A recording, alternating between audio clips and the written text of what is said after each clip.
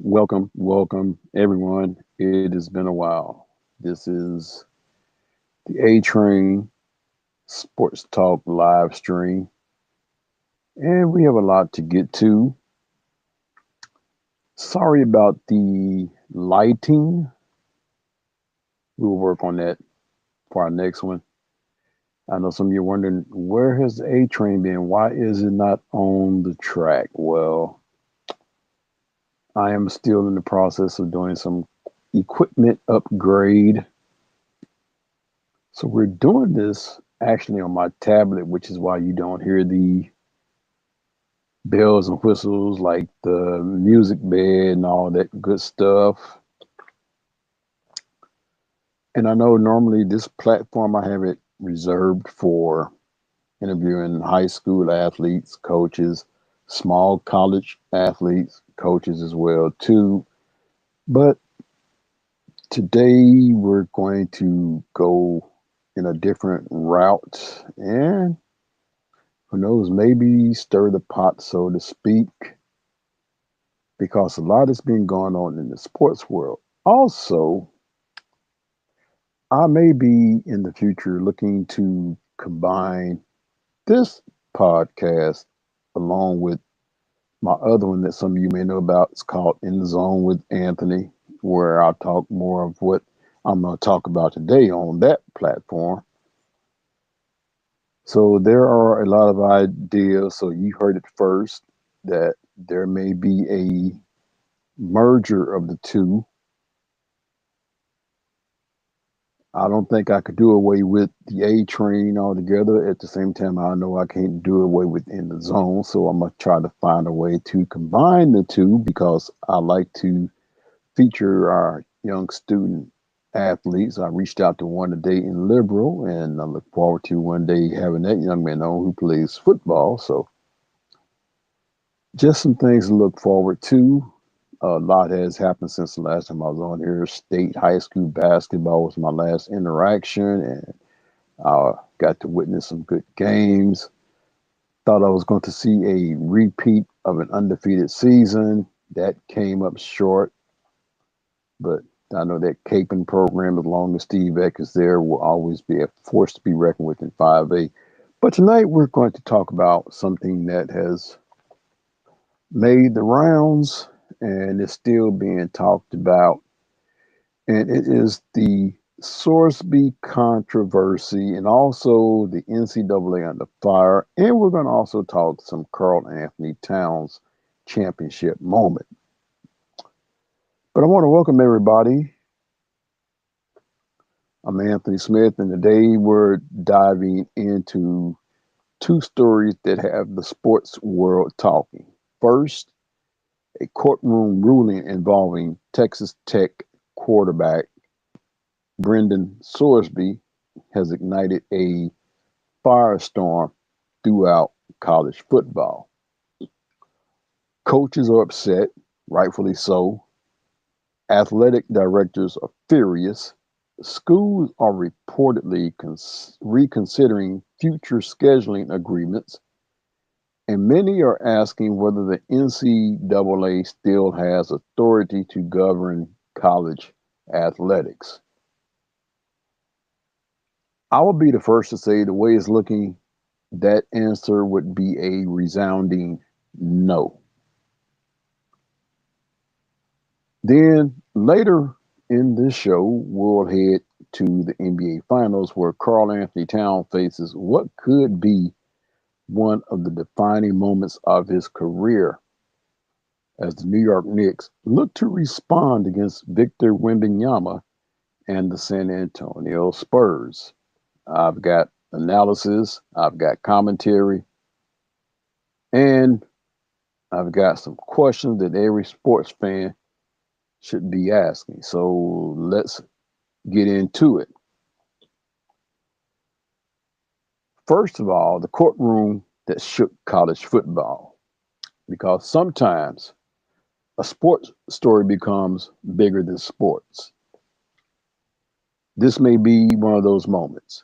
Texas Tech quarterback Brendan Sorsby, was ruled ineligible by the NCAA because of sports wagering violations dating back to his time at Indiana. And I've even heard some on the radio say, where's Indiana at in all of this? They're probably glad that he was gone before it hit the fan. Anyway, the NCAA considered the violation serious enough to remove his eligibility. For generations, gambling has been treated differently than almost every other NCAA violation. Why? Because gambling strikes at the heart of competitive integrity. The entire sports industry depends upon trust. Trust from fans, trust from coaches, trust from teammates, trust from the public. Without trust, sports don't work. Yet, despite the NCAA's ruling, a Texas judge, now think about that, a Texas judge granted Sorsby a temporary injunction allowing him to play during the 2026 season while his lawsuit moves forward. The NCAA has appealed, rightfully so. Does it mean they're going to win? Well, when you stop and think about it, how many cases have they gone to court over and lost? If I sound like a pessimist, all you have to do is look at the NCAA's track record when it's come up to court cases, whether it be against schools or whether it be against players. Somehow the NCAA has come out on the losing end. And to make matters worse in this situation, the trial won't occur until after the season. And suddenly, college football finds itself facing questions nobody thought it would be asking. The first thing that jumps out to me isn't the ruling itself, it's the reaction. When administrators all over the country began questioning whether NCAA rules still matter, that's no longer a player story. That's a governance story. That's a leadership story. That's a story about the future of college athletics. So, what is the reaction? Stunned, shocked, and angry. According to reports, coaches and athletic directors around the country were stunned by the ruling. Some described it as a sad day for college athletics. Others question whether the NCAA has any authority left. And perhaps most importantly, many began asking where the line is now. Because gambling has always been viewed as one of the bright red lines in sports. You can debate NIL, you can debate transfer rules, you can debate conference realignment, but gambling, that's a big no-no. Historically, that's been different. Think back, way back in the early 1900s, the Chicago White Sox, they had a gambling scandal. Uh, Here just recently, it hit the basketball world. Some players at lesser schools lost their eligibility. So gambling has always been that red flag. Even if you want to bring it to modern day times, rest his soul, Pete Rose, lifetime ban for betting on games. But here we are looking at a kid named Brendan Sorsby, who, in my view, played the sympathy card, said, look here, I have an addiction, I have a problem, I'm going to seek help. It's kind of like, I heard a guy on the radio say this yesterday. It's kind of like the guy who gets caught with a DUI. And before the judge tells him he has to go to treatment, he ends up volunteering going to treatment before the judge tells him he got to go. It's like, is he sorry or is he sorry he got caught? Situation. And here's what makes this story even more complicated. This isn't the first gambling case we've seen in college sports. Remember the Iowa State gambling investigations? Multiple athletes saw their careers dramatically altered. Programs dealt with fallout. Scholarships were affected. Opportunities disappeared. Then there was former Iowa State quarterback Hunter Dekkers. His football future was dramatically impacted after investigators found he had wagered on a Cyclones football game. Now, many people are asking, where was the second chance? Where was the injunction? Where was the legal pathway back onto the field?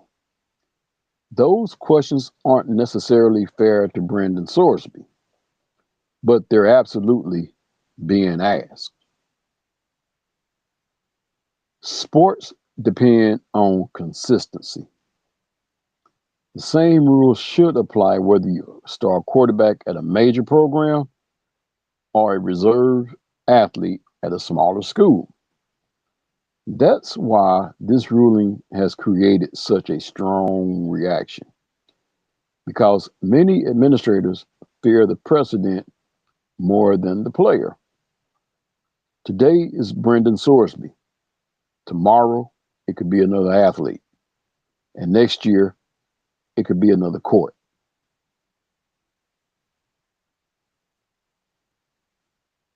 Still ahead, reports suggest some schools may be reconsidering whether they even want to play Texas Tech. Because now, Texas Tech is viewed as public enemy number one. Now, let's talk about the reaction directed toward Texas Tech.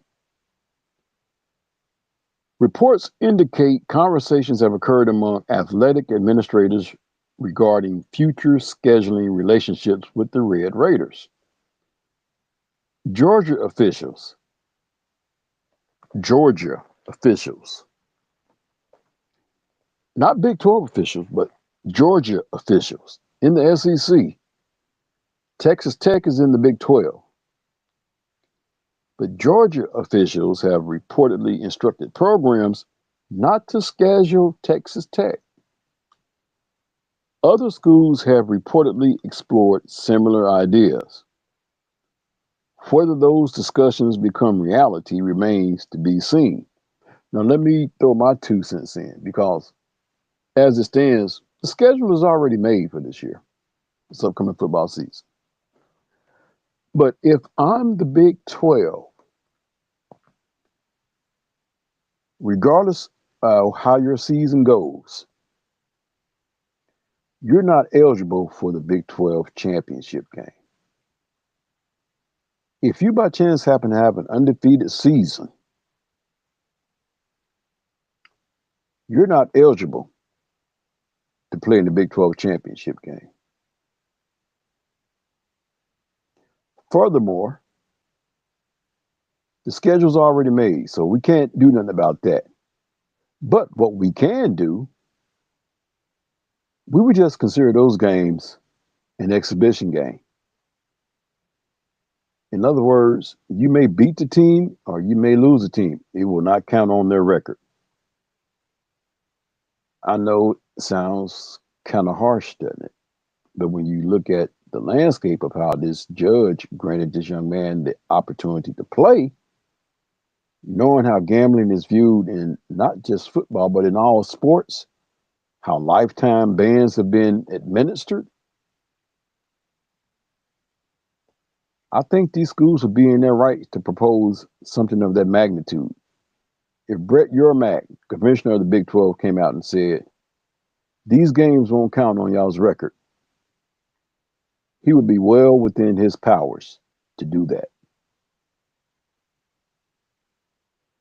But the fact those conversations are taking place tells you everything you need to know about how serious this situation has become. So let's be honest, nobody is refusing to play Texas Tech because they're afraid of losing a football game. This is about symbolism. This is about sending a message. This is about administrators saying, we believe the integrity of college athletics matter. Whether you agree with them or not, that's clearly the concern.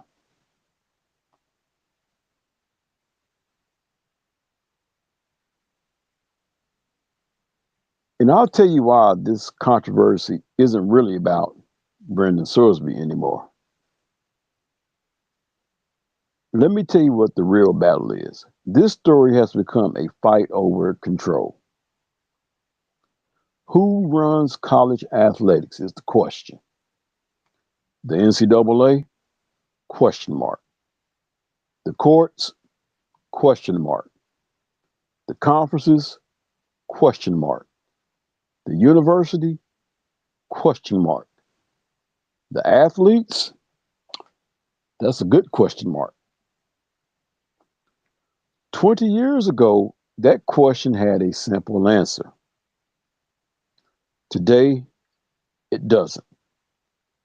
And every new lawsuit seems to make the answer even less clear. Bottom line is this right here. The NCAA isn't just fighting for one eligibility decision. The NCAA is fighting for lost credibility. Because if major penalties can routinely be paused through court action, the entire enforcement structure begins to weaken. That's why so many people throughout college athletics are watching this case closely. Not because of one quarterback, because of what comes next. Now, what I want to do, I want to shift gears from the courtroom to the hardwood. The NBA Finals, if you were watching it last night, has changed. The New York Knicks still lead the NBA Finals, but after game three, momentum may have shifted. The San Antonio Spurs walked into Madison Square Garden and left with the victory. And now, believe it or not, the spotlight turns directly toward Karl Anthony Towns. On my commute to work this morning, I tunes into FS1, Fox Sports Radio, and I listen to LeVar Arrington, Brady Quinn, Jonas Knox. They call that show Two Pros and a Cup of Joe. And LeVar Arrington said it best. And I agree with him 80%. Then I'm going to tell you where the other 20% lies at.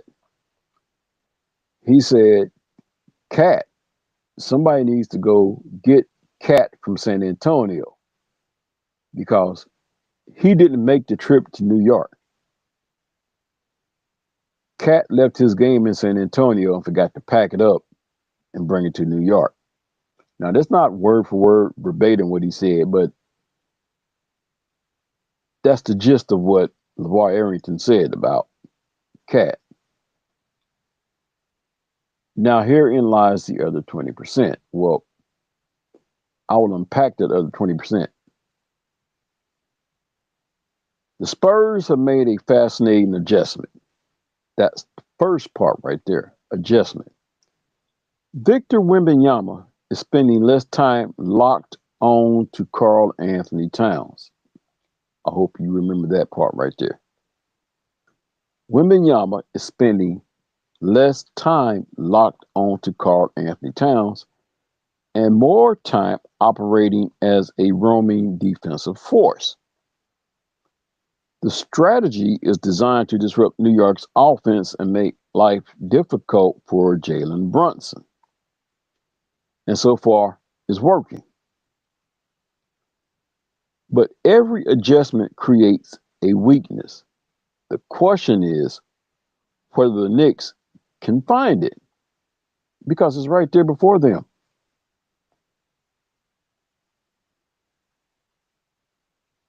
Why Carl Anthony Towns may hold the key to the entire series? Well, this is his opportunity for greatness. If San Antonio is placing smaller defenders on Carl Anthony Towns, New York has to exploit that matchup. And to some extent, that's also where coaching comes into play. And you have to diagram up something for Cat when those mismatches occur because they're right there relentlessly. Championship basketball is about forcing your opponent to abandon a strategy. If Towns dominates those matchups, the Spurs will have to change their approach. Right now, the Spurs don't have to change nothing. Why? Because everything pretty much runs through Jalen Brunson. Now, I don't have all the stats before me, but one of the stats that do stand out is he's only shooting what, like a 36% clip. But yes, he has a way of coming up big in the fourth quarters. And if they change their approach, it opens opportunities elsewhere for the Knicks. In other words, there are opportunities for Carl Anthony Towns to dominate if they can get Jalen Brunson out of ISO mode. In watching the game last night, there were a few moments where Wemby actually came out to guard or disrupt Jalen Brunson. Well, what does that do? That creates a matchup. If you exploit that matchup, now guess what? San Antonio has to make another adjustment. One thing separates good players from championship players. Championship players punish mistakes. Michael Jordan punished mistakes. Kobe Bryant punished mistakes. LeBron James punished mistakes. Tim Duncan punished mistakes. Steph Curry punished mistakes. The Spurs are taking a calculated risk. Now, Carl Anthony Towns has an opportunity to make them regret it. Why Game 4 could become a defining moment in Cat's career. A legacy game. Every great player reaches a crossroads, a moment where potential must become production, a moment where expectations become reality. For Carl Anthony Towns, Game 4 may be one of those moments. Not because the Knicks are desperate, not because the series is over, it's far from it, but because championships are earned during moments exactly like this. Basketball fans have debated Carl Anthony Towns for years. Can he lead? Can he dominate? Can he deliver on the biggest stage? Those questions won't be answered by analysis. They won't be answered by social media. They'll be answered on the court. So as you're watching, wherever you may be watching, or you get the chance to listen to the podcast when it's up, today's show featured two completely different stories. One from college football, one from the NBA Finals, but both stories share the same theme: pressure. Pressure reveals everything. Pressure reveals institutions. Pressure reveals leadership. Pressure reveals character. The NCAA is under pressure. Texas Tech is under pressure. Brendan Sorsby is under pressure. Carl Anthony Towns is under pressure. And under pressure, the truth eventually comes out. That's why we watch sports. Because eventually, every athlete, every coach, every organization, and every governing body gets tested. And when the test comes, there's nowhere to hide, only answers. And right now, the sports world is waiting for answers. That's going to do it for this edition of the A Train live stream podcast with Anthony Smith. If you enjoyed today's show, be sure to follow and share the podcast with your fellow sports fans. You can catch new episodes wherever you get your podcasts. Until next time, keep your eyes on the headlines, keep your focus on the game, and always stay informed. I'm Anthony Smith. Thanks for watching. Thanks for listening. You took the ride on the A Train.